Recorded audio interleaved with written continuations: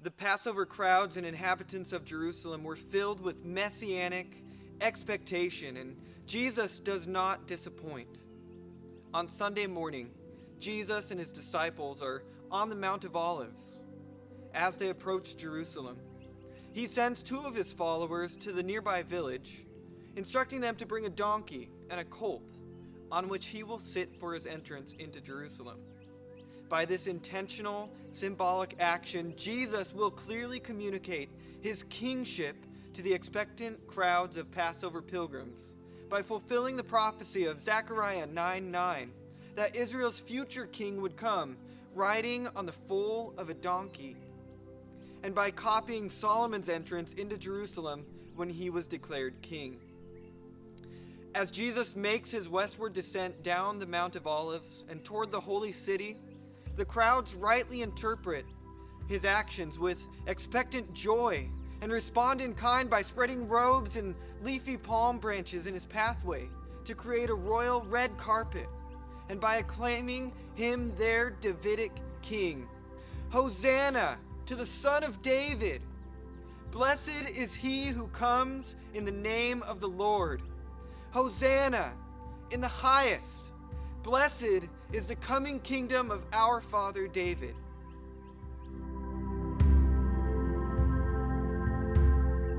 The crowds are openly acclaiming Jesus instead of Caesar as king.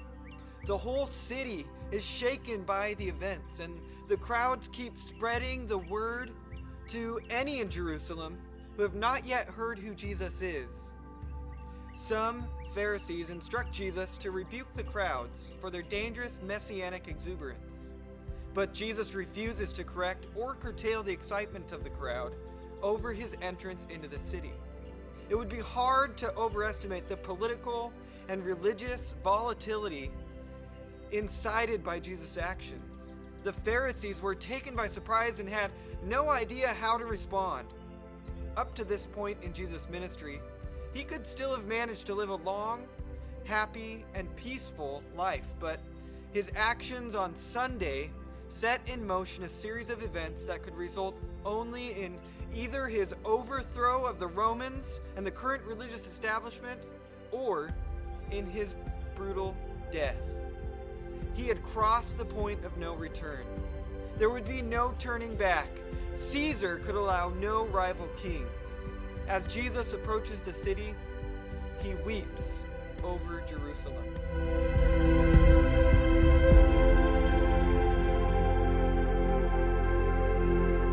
Some Greeks who were among the Passover pilgrims seek an audience with Jesus. John does not record their exact question, but Jesus responds by predicting his death and describing it as the very purpose for which he has come into the world. There's a voice from heaven, a thunderous sound that affirms God's commitment to glorify his name through the coming death of Jesus. Jesus goes on to clarify the kind of fate he will meet when he says he's going to meet death by crucifixion.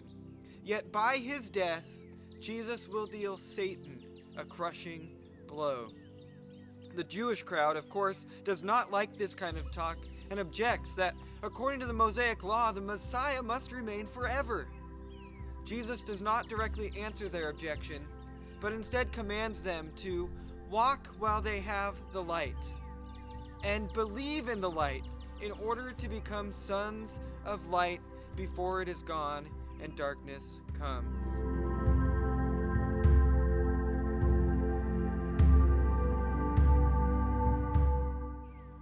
Now, before returning with the 12 to Bethany at the end of the day, Jesus visits the temple complex.